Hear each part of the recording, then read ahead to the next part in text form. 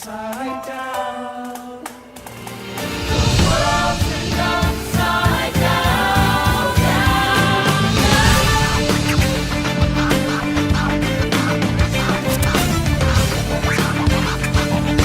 Left, right, hold.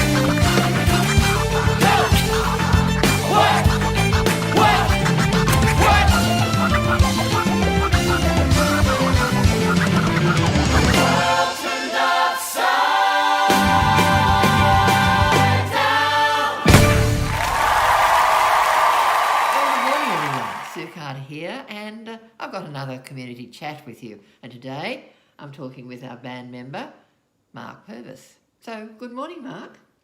Good morning, Miss Carter. No, my Mrs. Carter days are well and truly over now. So thank you for volunteering or being volunteered to talk with me this morning. So how long have you been playing with the Shire New Horizons band? What time is it now? Since possibly mid last year. Okay, so a fairly recent, a new member. Recently, yeah. Right. Yeah. Who survived all of the challenges with COVID and kept going and now back playing with the group. Well, yeah, and because I had the free time with COVID, but there was nowhere to play. Yes. Was like a lot of things. But I was working before that. And of course the opportunity to play on Thursday was limited. Right. And so it just couldn't do it. Right. So how did you hear about the group? A good friend of mine, Sue Caesar, was playing in the band, and she was also playing on Thursday nights at PCYC, which is a gig I could make regularly. Right. And she'd always say, "Oh, Mark, you should come over and play," you know, if that's a Jersey accent. And of course, Sue passed a couple of years ago now, and I just never had the chance to go. Mm-hmm. And so PCYC Thursday band dissolved, and here I am semi-retired, actually fully retired. And so I've got the opportunity to play. Chance, fantastic. Yeah. And we welcome you with open arms. Oh, thank you. So what instruments do you play? Play clarinet and tenor sax. Right. And I thought the tenor sax would be easier than the clarinet, and it is in certain respects. And the music's easier, so I sort of picked on that. But they're the two. And I mean, one thing settled down. I'd like to take something else up. Oh wow! Oh well, there are plenty of other folk in the group who'll be able to give you advice on multi-talented instrument playing. Yes. Yes. Give my left arm to be ambidextrous. Well, I mean, you're very fair because you spread yourself well. You've got your clarinet with one group, and then you go over to saxophone with the second group. So you're I just do what I'm told. I can't believe that. No. It's years in the military. You just do what you're told. Oh, right. I never volunteer for anything. There's the tip. I will work on that. So, did you play as a child? No. So, started embarrassingly 1981, and I say embarrassing because I should be a lot better than I am if I'd started in 1981. I had a cunning plan that if I joined the HMAS Albatross volunteer band, you got off the duty watch. Oh, fair enough. Which meant you didn't work so you weekends. Volunteered there, with a reason. Yeah, there was only something in it. Yeah, that's for a reason. Yeah, and so hey presto, off the duty watch. So I didn't have to be the fire party or work in the scullery and stuff on weekends. Dear, what a shame. Except every weekend we were doing gigs. Great. Which was fantastic. Yes. And I got some lessons from a chap in the con, in Wollongong Con. Right. In those days. Right.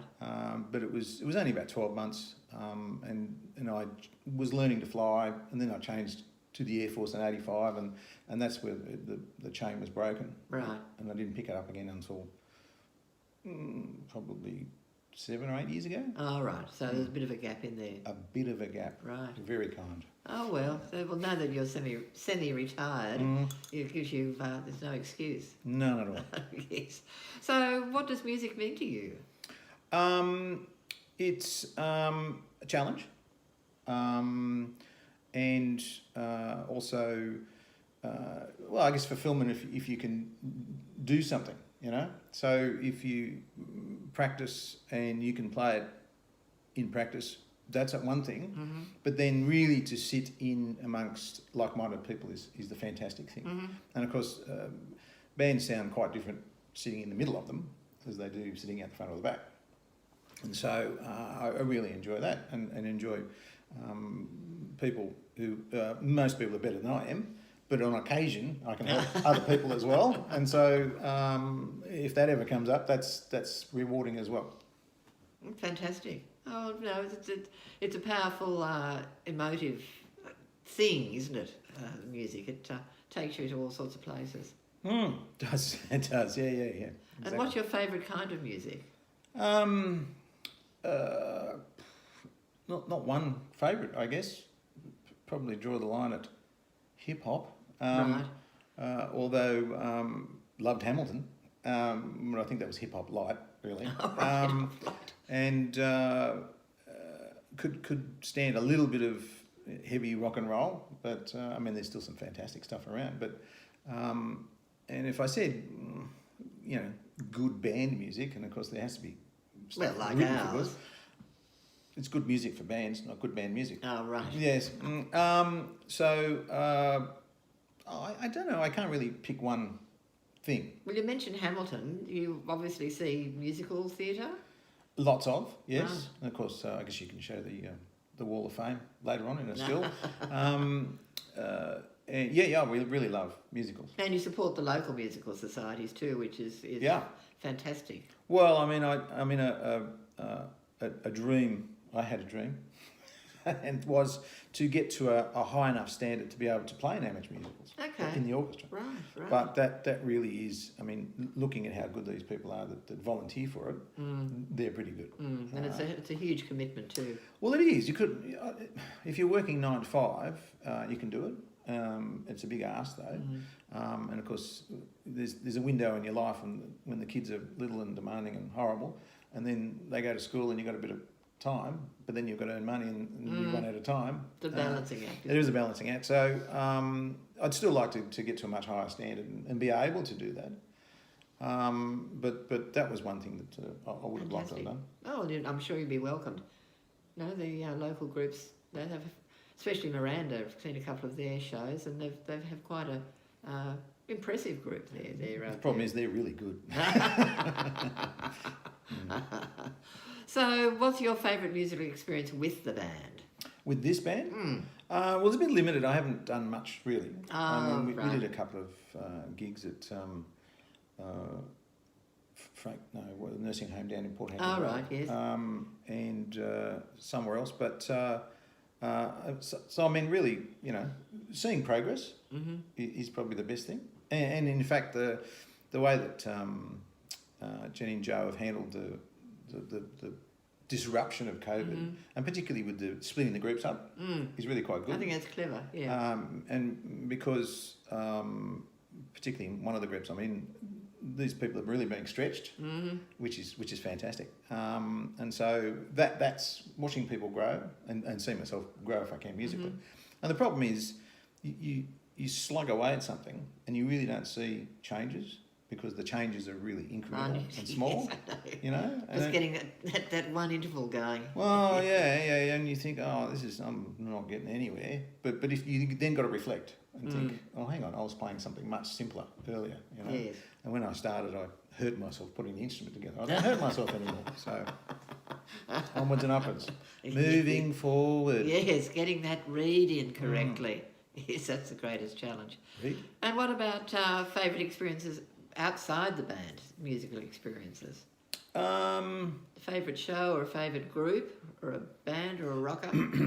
Well, first of all, with banding, as they like to call it, in New South Wales Band Association, with the Navy band, we marched with the Coldstream Guards. Oh, wow. And that was hilarious because we were the Hungry 14 and they were the Coldstream Guards. And so that was fun because that was formation marching and stuff. Wow, so we had to use both sides of the brain. There's 2 sides? Yeah, yes, that's right. And then of late, Anzac Day marching. Oh, wow, that's great. With PCYC. I've been really privileged to be involved in that, and that's nice. I mean, it was a bit of a pity that I didn't do it much earlier, and particularly the connection with World War II with my dad, blah, blah, blah. Yeah.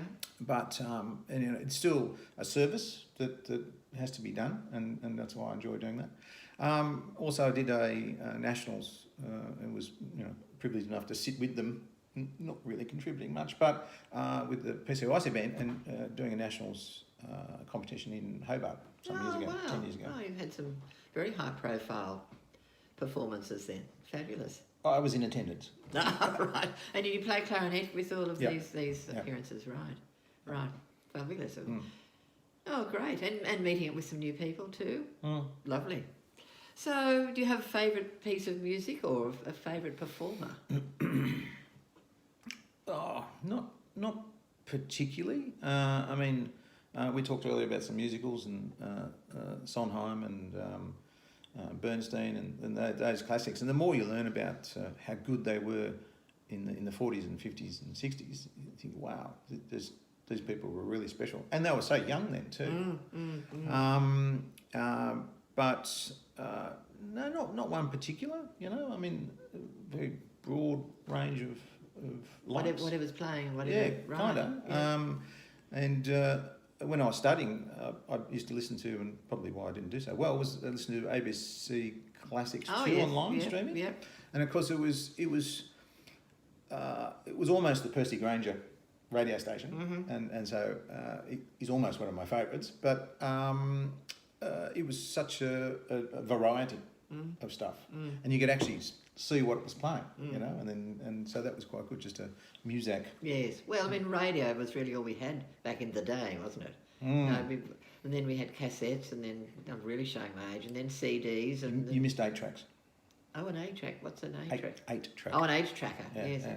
Oh, we had a reel-to-reel tape recorder. Really? Yes. Oh, that was a lot of fun. Great excitement when that arrived in the house. Yes, I'm sure. Yes. And the greatest challenge now with music. For me, just improving. And as I said before, you don't see the increments in yourself, and so I don't know about you, but anything over 40, if you practice it and get it right, you go back the next day and it's gone.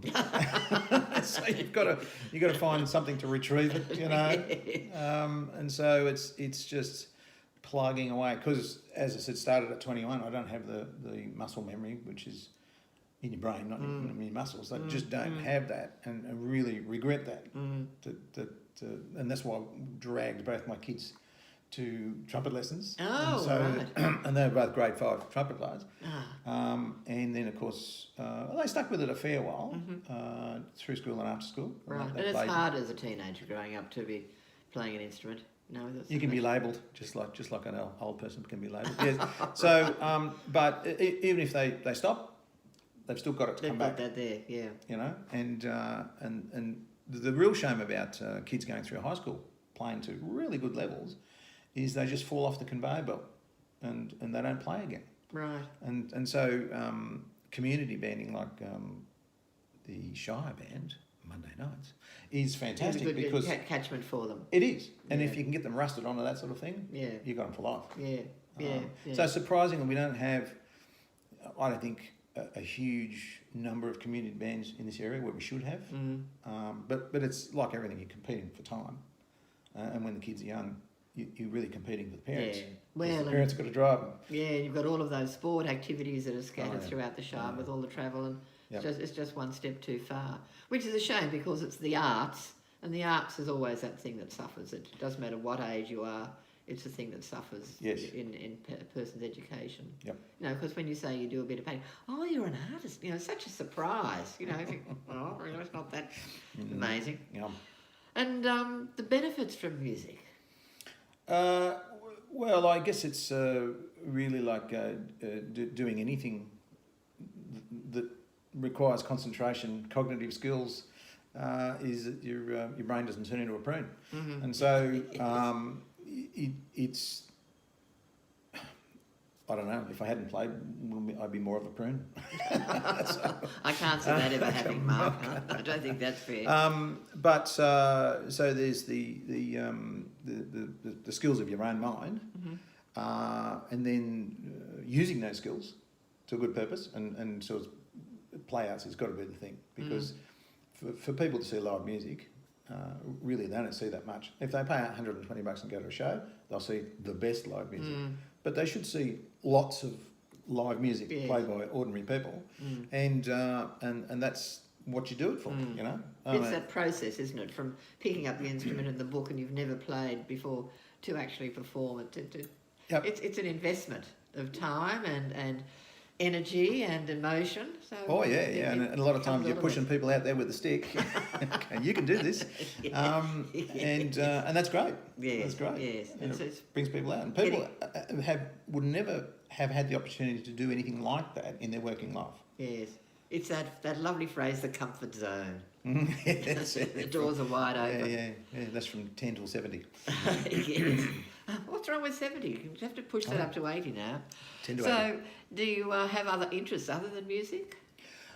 Sure, yeah. Well, now that I've stopped working, so I spend a lot of time, sounds quite twee really, making model aeroplanes, but... But that follows your career though, doesn't it? Oddly, yes. It's like train drivers and toy trains, I guess. But it's that is really an art, because I start with nothing and build them from scratch. Right. And Not those little balsa ones that you Well, shave with a razor blade. That's whittling. Oh, whittling. Yeah, Oh, that's whittle what with a banjo razor players blade. do in the Oh, deep right. south. Yeah. But yes, Right. balsa apply carbon, aluminium, etc. Oh, And wow. so it's sort of the thing I had been doing all my working life. And when I say working life, I've never really worked a day in my life. I've always mucked around with aeroplanes. So whether it was working on them or flying them or teaching people in them or transporting people around, it's just a thing, Right. you know? Right. So, and the odd thing about it is some people can be in airlines professionally for years and have no interest whatsoever in aeroplanes. That's fine. That's It's fine. just a mode of transport. Just a thing. Just a job. Just a thing, yeah. Pity.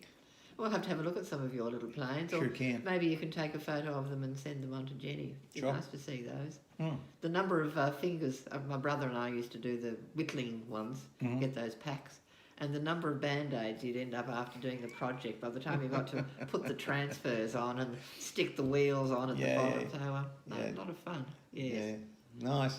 I'd say things have moved a long way since then. No, there's still damage. Right.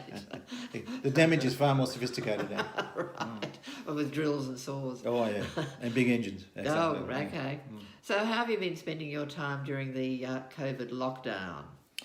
Well, lockdown for me was, I guess, when we kicked off last March. Oh, who knows? Yeah, who That's knows? Back So, then. well, for me, I hadn't been flying for the last 12 months medically.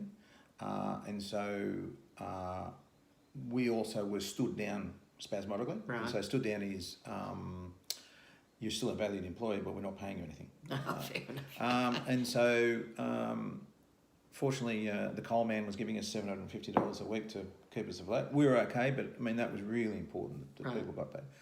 And so, we probably lost, I guess, 12 weeks in a year in stand down. And then when I stood up, because I was on sick leave, I wasn't flying, but I was doing some safety investigation as well. So I was working for the safety department. So I did 2 days a week safety Okay. and 3 modelling. Right. And I don't mean down the catwalk, no. So you mentioned flying very briefly. Could you just give us a quick overview of your career at flying? Brief. Well, always wanted to muck around with aeroplanes. Fortunately, didn't get accepted into the Navy as a pilot because naval aviation died a horrible death in about 83 with the Labor government. So I joined as a maintainer, and that was good because I learned a lot of things, a lot of trade skills in that. And so put myself through flying school, paying for it along the way. Then my first job was instructing at Bankstown, and so that was hilarious because there were all sorts of people that would come in and want to learn to fly, and they were fantastic. there was one fella, Ronnie Rutland, would get violently airsick on every flight. Oh. Violently. But he loved it. He just loved coming. So Ronnie would be flying downwind and he'd say, "Can you take over for a minute?" So you'd take over and he'd... I'm okay now. That's right. We could open the windows in little Cessnas. Right. And then instructing in Adelaide, and that was at a big college with international students. Right. Indonesians, Koreans. We had Qantas cadets that were challenging, and others. I did that for 5 years. A little job with a company over there, and then into Eastern Airlines in 1995. I was there for 26 years. Oh, wow. So, and that was tearing around the countryside in turboprop airplanes, and we went everywhere. The network was bigger than the jet network for Qantas. Right. We had a base in Perth at one stage. I did a captain's choice tour, which is sort of anti-clockwise around the country with That'd be fun. 36 of my newest friends. Wow. And even auctioned off my wings for the Royal Flying Doctor Service. Oh. Yeah, and the doctor won it. Oh. Because there's always a doctor on board because these people were, last chance for the airlines. Oh, okay, fine. And Right. and we pulled boarding passes out of a hat, right? And he won it. And so I said, "Are you going to put it back in the hat?" He said, "No, I want the wings." Oh. So anyway, and we would, fortunately, we had just the right amount of people to put somebody in the jump seat in the flight deck. Right, So there's 3 seats in the flight deck: captain, first officer, and a spare seat. Mm-hmm. And so we would put, if they wanted to, one passenger in the jump seat for a takeoff and then one for a landing, and that you couldn't do it now. You just couldn't do it. No. Well, it's security-wise, even this was post 9/11, you could do it because it was a charter, so the rules didn't apply. But pre 9/11, we had anybody in the jump seat. Yes. If people wandered past, sort of, "Oh, hello, how are you going? You want to sit for the landing? Oh, I'd love to." Get the kids in to see how a plane works. Exactly. Yes, Exactly. Yes. But the world changed. The good old days. Well, it was for the better, really, because there wasn't a security risk per se. It was more of a distraction risk. Yeah. Well, and there are a lot of nasty people out there now, aren't there? Well, yeah, that's right. We didn't do a psychoanalysis, but the charter, you knew these people after a while, and the last seat we had into Sydney was, and of course you just asked for air traffic control to kind of by the Harbour Bridge. 1,500 feet. Yeah, sure. Can I have up the harbour and then around here? Yeah, sure. And the lady we had in the seat, it was her and her husband, and I think he was quite ill, and she was in tears when we landed. So it was fantastic. But that you'll never get an opportunity like that. No. Oh. So that was Well, fine. that's wonderful. Lovely contribution you've made to people's lives through the travel. Oh, So thanks. lovely. Get them there safely. Yes. Well, Well, get them somewhere, not normally to where they go. Sometimes. As long as you land safely. Somewhere. Well, that's been wonderful. No, thank you thank very you. much. I've Yeah. enjoyed our chat. So I found a little bit more about you. So. Well, there's a Kingston biscuit holding up the phone at the correct angle, so I'll fight you for it. Oh, they've got 2 more here in the dish. Oh, okay. 2 more in No the more dish. dish. All right. Well, thanks very much, Mark. It's You're been a welcome, joy. sir. Thank you. Okay. Check out on the way. I will indeed. Ciao. Bye. See you, everybody. Thanks again, and look out for our next talk. Bye now. Isn't it rich? Are we a pair? Near at last on the ground, you in midair, send in the clouds.